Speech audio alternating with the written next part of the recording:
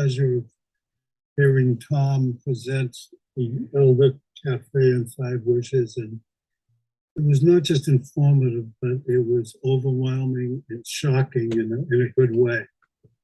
And I heard about your experience, Tom, and your background. And clearly the work you're doing is so critical and so important and so needed. So we're honored to have you here with us today. Appreciate the opportunity to hear what you have to say, to share discussion as you've made it available afterwards. So Tom, thanks so much and welcome. Hi, and good afternoon, everyone, all you men out there. Hi, my name's Tom Fenstermaker, and today I'm here to talk about something that's really important to me and valuable, and I've spent a lot of time working on these areas. Specifically, I'm working on what's called an advanced directives. What advanced directives are in general, and the title of my talk today is how to avoid a train wreck or suffering at the end of your life.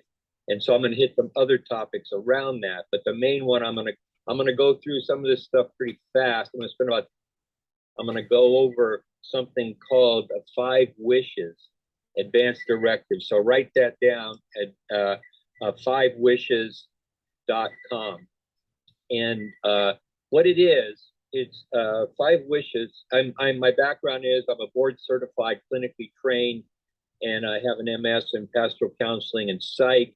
I spent over 20 years in a hospital working and assisting countless people in completing this kind of work, end of life work, and helping about 8,000 patients navigate palliative care and processes at the end of their life. I previously was an engineer and a teacher, so I come at this stuff from a real practical kind of approach, and that's what I'm going to do today. I'm going to have about 6 topics I'm going to hit, but the first one is around 5 wishes and the advanced directive. And I'm just going to give you a quick run through on it to try and spark your interest and get you to do it.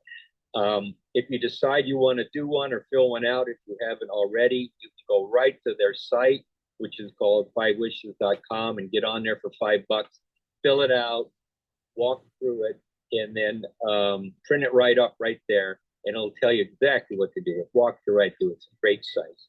Also, if you want to know more about that, there's an Elder Cafe on 5 Wishes that I did. It's about an hour and a half presentation I did about a year ago.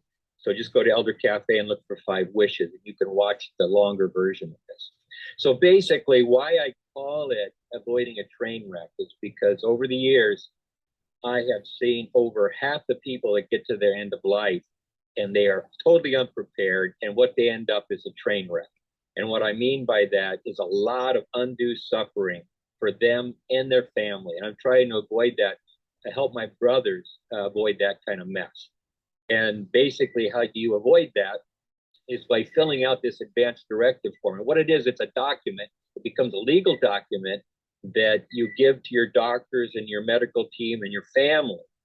And it gives them directions on what to do with you at the end of your life if you're unable to speak for yourself. Of course, if you're able to speak for yourself, you're going to tell what kind of care you want. You're going to tell people what you want. But you're going to go through this 5 wishes form, and page by page, looks like this. You're going to go through a page. I'll run through it quickly, and you're going to make these decisions and put them in writing and make it a legal document that's been witnessed or notarized. And then it gets in your file, and it's there in case you ever need it. It's like insurance. If you have car insurance, you don't do it because you're hoping to get in an accident. You hope you'll never need it. Same thing with this form. I guarantee you put it in place, there's a good chance you won't need it. But if you don't have it, that's when you're going to wish it was there. And basically, because in most states and in the state of California, if you get to end of life and we don't have an advanced directive on you, what they're going to do is give you a full court press. They're going to do everything. They're going to put you on life support. They're going to do everything automatically. Even if you're terminal, even if you have weeks to live or a month to live, they're going to put you on they're going to stick tubes in every part of your body and take over control of your body. It's not a pleasant experience, not for you. You'll probably be in a coke or drug. And they're going to do that because they don't want to get sued. and because there's nobody speaking for you or no document speaking for you. Create this document. You won't be that train wreck. And I can tell you, this is the biggest gift you can give your family and your loved ones, to not put them in that position where they have to make these kind of choices about you at the end of your life. You've spelled it out, you've talked to them. And the second part of this is that you will fill this form out and you will name, the most important part of this document is you'll name 2 people who speak for you. Okay? They're called your agents. You'll name them in there. And then you'll have this conversation, this document with your agents. And you will go through it page by page with your agents, and you will explain to them what you were thinking and what you meant by all this stuff, okay? And then they'll know what you want, and they'll walk in there and they'll say, I'm his agent. He told me he didn't want this, or he told me he wanted everything. And they're going to follow your wishes, because your agent can sue them. So they're going to follow, it could be your wife, it could be a friend, a family member, it can be anybody. Preference, pick somebody who is going to not be emotionally charged at the moment and just will follow your wish. That's usually the person in your family or friend who's a more straightforward, a lawyer, a counselor, accountant, somebody who just goes by the book. That's what you want. They're just going to follow your wishes. They're not going to make any decision for you that you wouldn't want. Okay. And so, so basically, like I said, the most important part of this, and it starts right at the beginning. So once you get onto 5 Wishes site, it'll start opening it up and you'll already be a little familiar with it. First thing you do when you get on the site, it only costs $5. You get on there, you can print out this sample and then make marks all over it. Go through it, make out the marks, and fill it out as you go through the video online. But it starts right off with the people you name as your 2 agents. So you name those 2 people, and one of them has to be somebody who's not going to benefit from your death. So it can't be anybody you named in your will or something, but it can be a family member. And then basically, you're going to make decisions about medical care, instructions, assisted living things, what you want, what kind of interventions you want or don't want. And if you decide to change your agent or change this form, you can just throw it out, write a new one, and send it and give it to your agent. Tom, Yes. actually, their price has gone up to $15 for the online. Okay. And 15 I have a link for a free one if you contact me. I put the info in there. So Perfect. I bought over 100 of them. So Oh, excellent, excellent. Way to go. Thank you very much. And so it says what you should keep in mind about life support treatments. What's that mean, life support? Life support means that you have already died. Your system shut down and they put you on a bunch of medical care. It could be intubated. You could be on drugs that are keeping your heart pumping. They could put you on dialysis. They could give you a feeding tube. They can do all kinds of things. But basically what it means is you died, your heart stopped, and they got it back going again. It doesn't mean that your brain is with you. It just means your body's working. So basically, life support means you died, anything that it takes to keep you alive. And that means anything. They'll do anything they have to. Doesn't mean you're going to recover from this. Doesn't mean you're going to come back to life and have your life back. It just means they're going to keep you in that state. So if you're in a coma, you have severe brain damage, what do you want done if you're in that kind of situation? Especially if you already have a life-threatening disease. Let's say you have diabetes, serious diabetes, or you have heart disease, serious heart disease. If you have that kind of event where your heart stops, chances are you may not come back this time around if you've already got a serious disease. If you're 20 years old, then maybe go for it. But if you're older and you've already got some challenges, it's not really, there's an unlikelihood.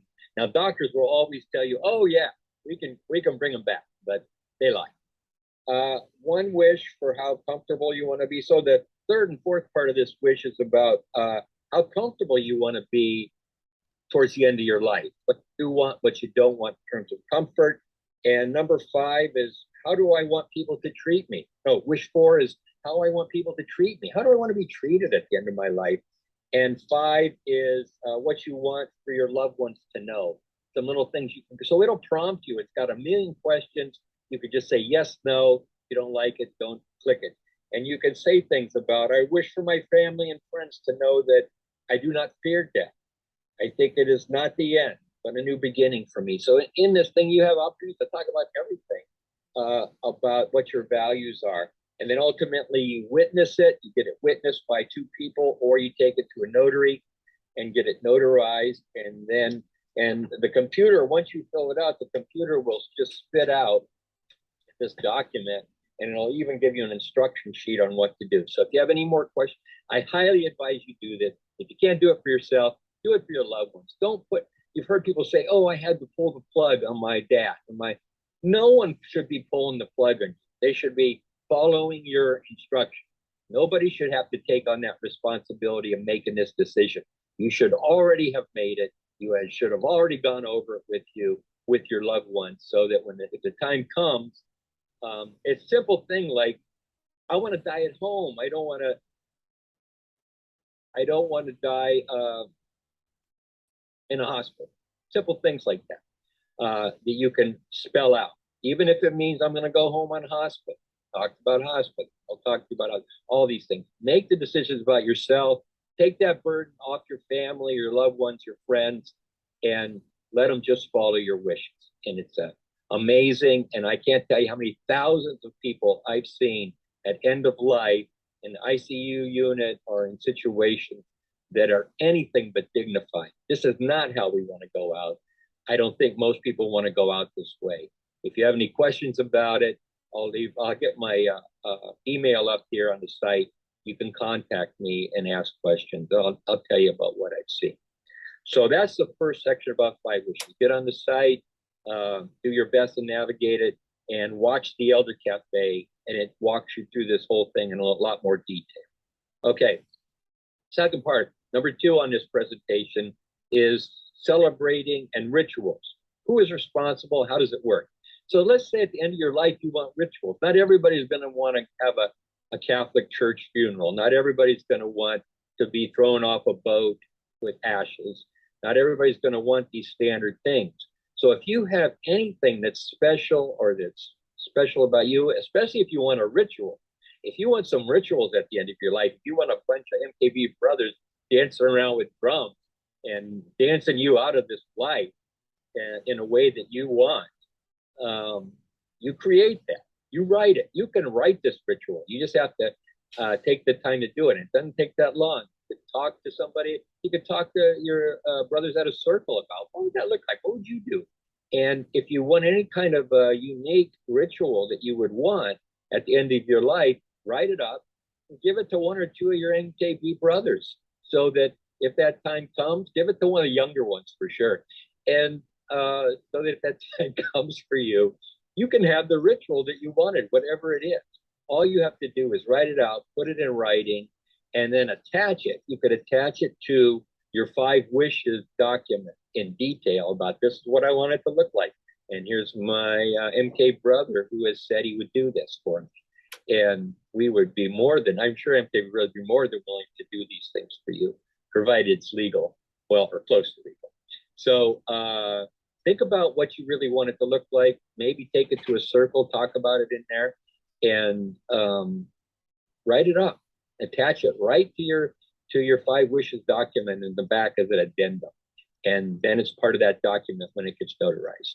And now you get to have not only the end of life with your body, you get to have the end of life you want with your rituals. It could be rituals you want about how do you want to be, what kind of ritual might you want around your deathbed when you're laying there dying? What would you want somebody to do? Have fun, play music, dance, whatever it is. You can write your own script. You guys know how this works. That's what we do in MKB. Is we write our own script. Yeah? We're busy writing our own scripts about what we want with our life and what we value. So that's just a quick blurb, a quick pitch on celebration and rituals. Okay, the third thing I want to talk about is something called how to create a spiritual will. Okay, what a spiritual will is, and I also have a site for that. You can go to, you can just Google writing ethical wills. And this person wrote this years ago. He wrote an article on this, writing how to create your own spiritual will. And You Google writing ethical wills dash corpus, corpus, and you'll come to this, which is this article, which I'm going to go through with you quickly in about 5 minutes.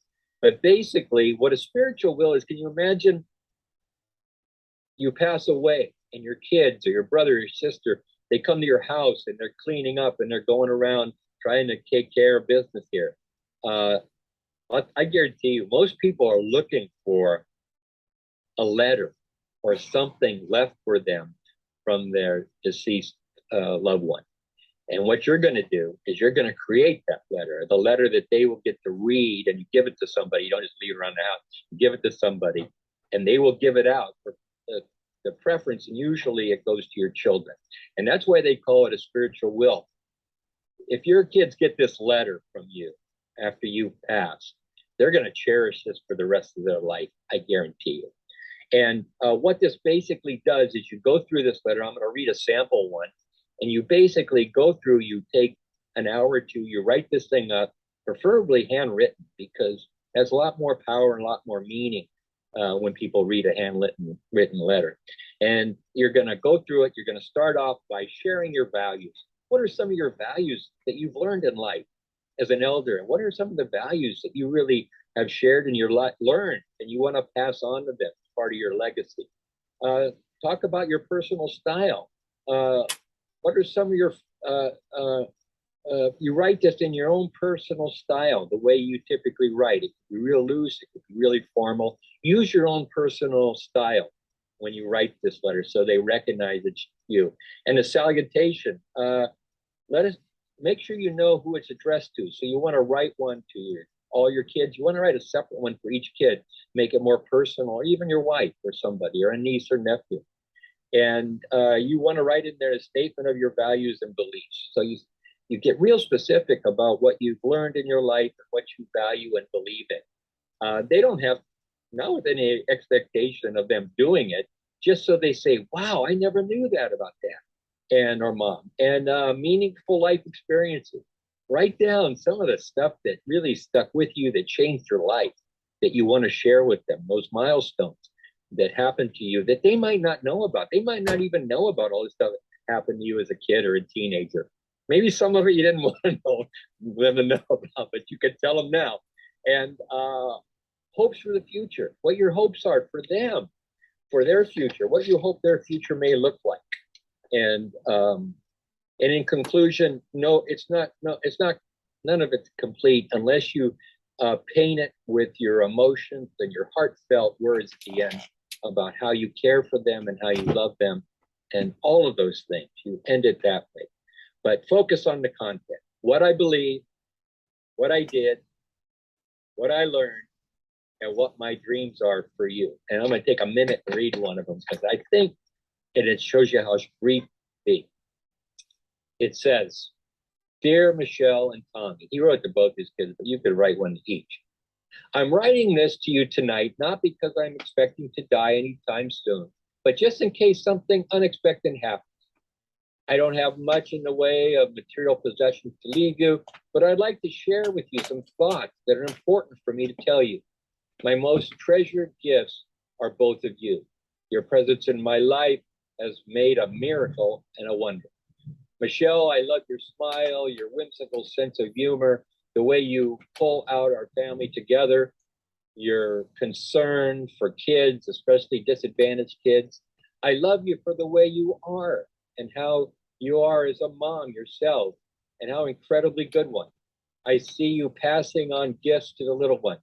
I can't begin to tell you how happy you make your old dad feel. Tommy, I see such spiritual depth in you. I know you're suffering greatly through the divorce.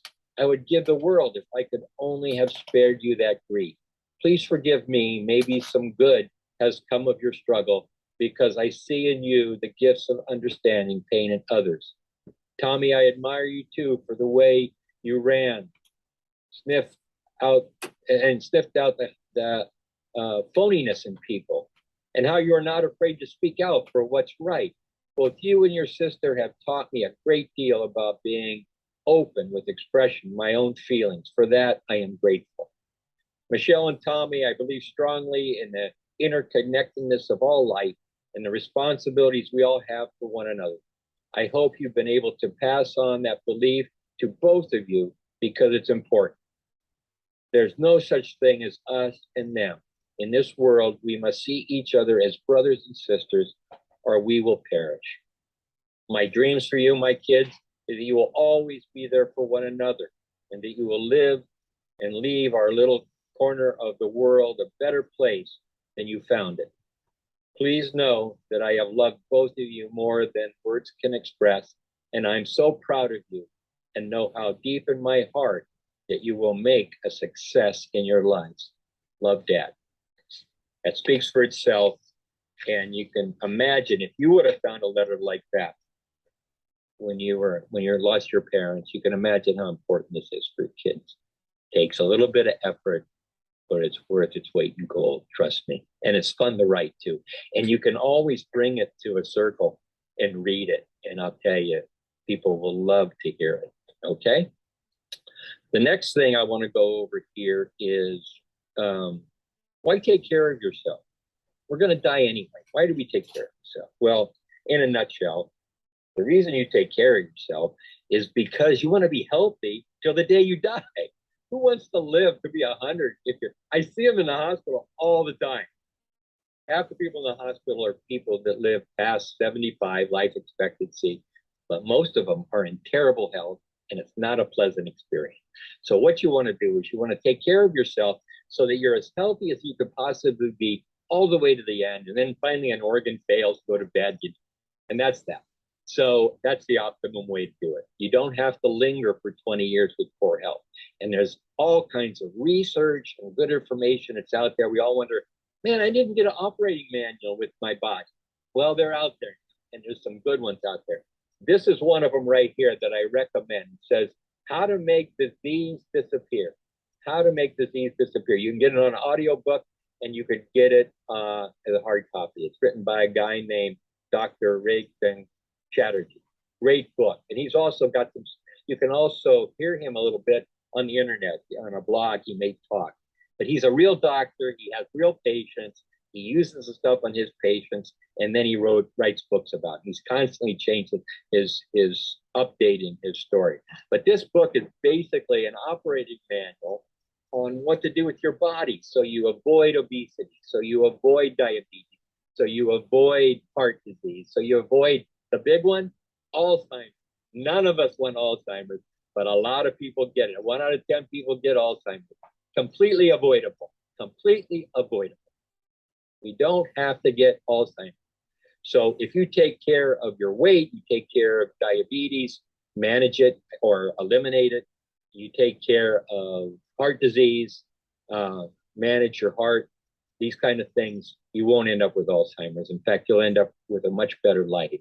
Take a look at that book, look at it, cruise through it it's a very practical book. You don't have to become a vegan to do this. It's a very I told you, a practical guide, shoots right down the middle. Very practical, just a lot of day-to-day stuff you can do to avoid disease. It's relatively simple. I wouldn't be preaching about it if I didn't do it. And I do it. I live this stuff and it works, okay? So how to avoid heart disease or anything else you can find like that. That's a good starting point to start in. There's a new book that just came out. It's called Drop Acid.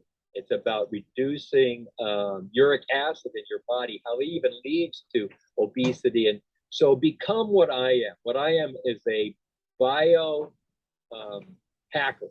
I get in there and I hack on all kinds of biology stuff and information about my body. Become a biohacker like me and dig around. There is such great research out right now about your body that'll give you an operating manual step by step. This is a good one, relatively simple. It'll get you started, and you can avoid all kinds of end of life, all kinds of illness in your life, so that you live the last 20 years of your life is quality life. And then to make sure that you don't need to have an advanced directive or much information in it. It'll be pretty clear. Everybody will understand what you value in life, and that you valued a dignity and health and a quality life. Nothing speaks more than somebody who puts their time and attention into what they value. So if you value health, you value a good process end of life, learn how to manage your disease. And it's out there, and it's not that hard. It just takes a little bit of discipline and a little bit of clarity. And you can put some of these things, you can go in and use it in your circle, and you can do a stretch on one of these things, and you've got support to do it. Whether it's give up sugar or cut back on sugar, whatever it is, you can do it. Okay, so now I'm going to move on to something else I want to talk about, which is why we sleep. This sleep, we use a third of our life, we sleep, okay? It's more important. I just read an article out of Mayo Clinic. It said, sleep is more important than all the medications they could possibly give you to improve your health. Good, solid sleep will do more than any doctor or hospital can ever do for you. Now, that's why you also want to avoid a hospital, because they don't know that in a hospital. You go in a hospital, they keep you up all night. They don't let you sleep. You become sleep deprived, and there goes your health right down the drain. So most hospitals, I'm working on it, but they don't understand about the value of sleep. And hospitals are a good place to go if you want to be sleep deprived. In our culture, most people are sleep deprived. And being sleep deprived leads to, yes, disease, heart disease, obesity, diabetes. It leads to all that stuff. So there's a book out. This is like probably the number 2 book, 1 or 2 book I've ever read in my life. And this thing has 20 years of clinical research. The last 20 years, they've come to know exactly what sleep is. So if you have any curiosity, look into this book, look into the information, at least read the first chapter. The first chapter will knock your socks off about what they know about sleep and how it works. So if you're curious about sleep, become a biohacker like me and learn about sleep. Okay, and this is written, and this is good science. I've run this by a couple doctors, even though they don't like what it says about how they're practicing medicine. They say it's really good science. So take a look at this book, check it out, Why We Sleep. But basically, what it tells you is that all the research, everything behind it says we need 7 to 8 hours sleep all our life. If you were like me, there was a period in your life when you did not get. You thought, oh, I could get by it. Somehow we believe that we can regulate that ourselves. No, your body needs 7 to 8 hours sleep. It really does. Solid, good sleep, and how to go about getting, and how to set your life up so you get that kind of sleep, and that it's good quality sleep. It's all right there in the book. It tells you exactly how to set yourself up, how to avoid dark and put yourself in a dark place at night, how to turn off electronics. It goes through the whole shoot and shebang about your diet and all the parts that go with it, so you get a good, solid night's sleep. And also how to align yourself with your circadian rhythm. To get aligned with your circadian rhythm, that's the 8-hour period when your body is used to sleeping. How to align with that, how to get 8 hours of sleep and solid, good sleep. If you can do that for yourself, I guarantee you, you're going to see a change in your life. You're going to see a level of energy and a level of health start to come right up within months. You're going to see a profound difference. Again, takes a little bit of discipline to get started on it, but it's not that hard. You can do it. And you guys know you can do it. So get informed, read Why We Sleep. And if you think it's full of bull, send me a note, but it's not. It's really good science, and it's really good research. The last 20 years, amazing stuff, as you know, has come out from the scientific community that we never had before. So much research, so many studies, so much of this stuff is now backed up by legitimate research. So check that one out. If you don't do anything, do your advanced directive and then read Why We Sleep. Those two, huge for your health, okay? The next thing I want to talk about is, why do we have a will? Well, if you don't have a will, most people have a trust. If you have any property, especially, most people have a trust or they have a will. If you don't have one, get one quick. Unless you want to give a third of your property away to your state I don't want to give any more money to the state of California. So get yourself a trust. If it's complicated, if it's not, just do a will. Talk to your accountant or attorney and get one. All you really, but if you don't have anything in place right now, what you want to do is get online, okay? Go to eforms.com, eforms.com. And this one is California Last Will and Testament. California Last Will and Testament. Simple document on eforms.com. That's one place you can start. If you're in another state, you'll have to find one that's good for your state. But eforms.com, you go to this form, and you can see it's got all the information on it with blanks. You can fill this thing out in about 20 minutes, and you can fill in your name and the people and where you live and all that stuff. What you want done with your property in general, what assets you have you want to talk about, and you can write all your assets in here.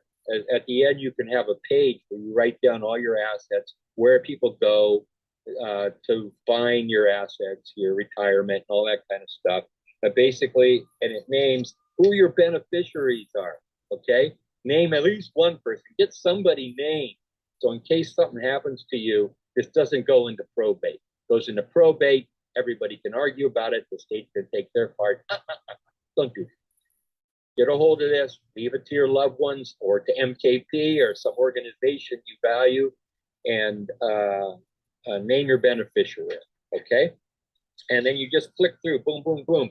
Ask your real simple questions. If you're not sure about how to answer these questions, talk to somebody you know who's done a will, or somebody you know who's a lawyer. And then basically at the end, you just sign it. And as usual, you need 2 witnesses.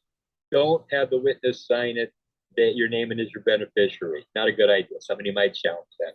So then, and then you get it notarized. This one you get the, so you just go to the post office, not the post office, to one of those mail places, and for $20, they'll do it right there. They have somebody there who will stamp it and notarize it right there for you. So now you have, your advance directive. You have a document telling about what rituals, how you want to be handled at the end of your life, and then you have a spiritual will for all the people you love. You have a book about how to stay healthy till you die. You have a book about how to sleep good. And then you also have a quick and down and dirty will and living testament. Maybe you can do a better one later, but do that one for now and get it all together in this package. That's pretty much everything you need at the end of your life, so that you're handled properly, your assets are handled properly. You don't leave people fighting over what you've left behind. If you have any questions about that, send me an email. It's wakeupfenster@gmail.com. Send me an email. I'll answer your questions. wakeupfenster@gmail.com. And get on that MKP Elder Cafe. Watch my other website, other presentation, and I hope I didn't go too fast, but I want to get this all in, and some of the stuff that really applies to you will stand out. But remember, we want you to be treated with respect and love at the end of your life. We want things to unfold easily for the people you leave behind. We want to avoid Alzheimer's. Nobody wants that one. It's nasty. And any questions you have about me and my experience and what I've seen, all this stuff is, I referred you to books, but all this stuff in the books is what I've learned in the hospital, observing for 20 years. I've been like a scientist. I've been watching for 20 years as an engineer. I observed, and I reverse engineered it all, which is what engineers do a lot. So I watched what people did. I reverse engineered it. And I said, how can I do this not like them? What did they do that I do not want to do? And I came up with the answers to what I'm not going to do, what other people did to get them in this position. And this is what I'm talking to you about right now, is all the things to not to do, so you don't end up in a position you don't want. Your family doesn't want you there at the end of your life. And that's basically it. I don't know. I have about 20 minutes. So actually I finished a little early. So if you guys have any questions, so Yeah, it would be helpful, especially your family, especially to your agents, you know. And if anybody at the hospital gives them any trouble or anybody says anything different, they just pull up their phone and say, wait a minute, watch this. But trust me, hospitals don't want to be sued. So all you have to say is, listen, you know, this person has put me in charge here and they've left me with their assets, and I'll use whatever assets I have to use to sue you. And I guarantee you they will respond. I know you can't see all the names, Tom, so I'll call the people raising their hand for you. Okay. Sure. Not, A son, my oldest son, who has emotional disorders. So I had to exclude him completely because he would be the one standing there yelling, do everything, keep him hooked up, because he's unfinished. He's totally unfinished with me. So he would do the exact opposite. And even in my will, I put money in my will for my beneficiary, and I set aside a chunk of money specifically given to my beneficiary to use in legal fees to make sure that if he needs to use that money to uphold my advance directive and uphold my will. He's even got money to do that. So that's how I backed it up. Yeah. So I understand what you're saying. Yeah. That the attorneys will fill out for you and put into your trust or boilerplate. Your attorney is not a healthcare professional. They have little, unless they've had direct experience, they've had probably little experience with what this really looks like and what a train wreck looks like in a hospital. So those things usually are only about a page long, and they're very boilerplate.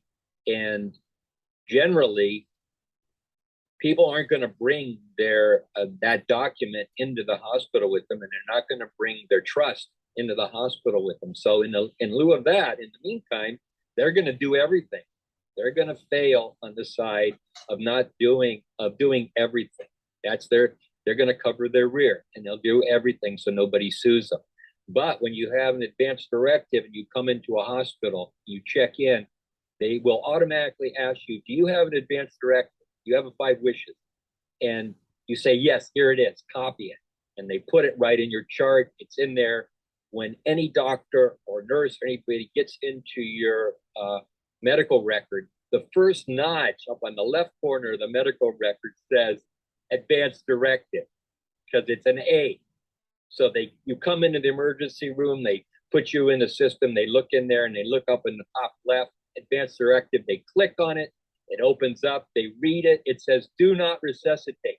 They run into the emergency room and they say, do not resuscitate this guy, he's got an advance directive. Done deal. You understand?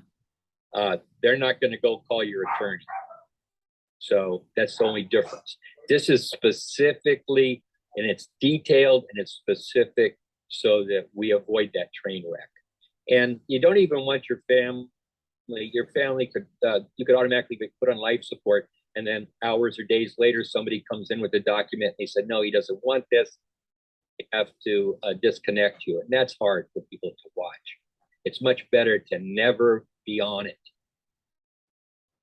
Thanks, Tom.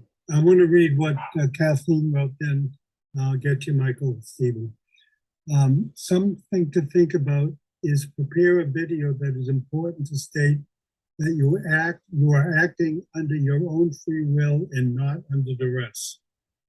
Thank you, Kathleen. And Tom, do you need any more comments on that, or are we okay with it? Yeah, basically, when you sign the back page of the 5 wishes, the witnesses, that's what the witnesses are witnessing. They're witnessing that you signed that document. They don't even know who you are, but they're witnessing that you signed that document under your own free will, and you weren't drugged or anything. So basically, that's all they're saying. So that's the legal equivalent of that, and that's what a notary would do if you're standing there watching you sign it. You're saying, yeah, you're of sound mind. Boom, done. Thank you. I have a red folder, and my beneficiary and my agents all know about this folder. And if something happens to me, they even know where I keep it. And it has everything in it, page by page. I've got to remember I'm an engineer, so I did 4, 5, 6 sections. I put everything in there they needed to know, including all my passwords, including Right. including a check from my checking account that's already signed. All they have to do is put their name in it, and they can pull some money out quick if they need it, stuff like that. But only they know where it's put. So yeah, you're right. Excellent idea. Green box. There's a brown envelope, which I wrote out, sealed, gave to each of my boys and said, do not open this until I'm either incapacitated or gone. Yeah, good. And I update it on a regular basis because things change. Your lawyers might change, your documents might change, Yeah. your bank accounts, etc. So I just say, okay, throw away the last one and I date the current. It's just another way to do the same thing that Michael and Tom have shared.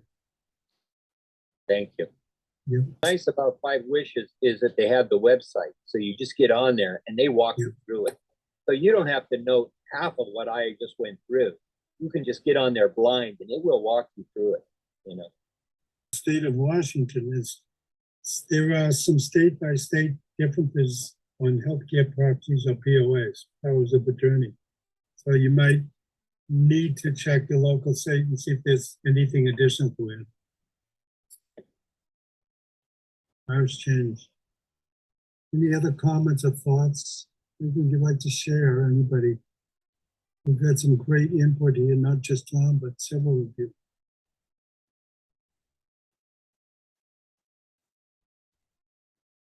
Tom B., did you want to say anything at this point? Yeah, I want to first remind everyone of the amazing generosity that he's offered.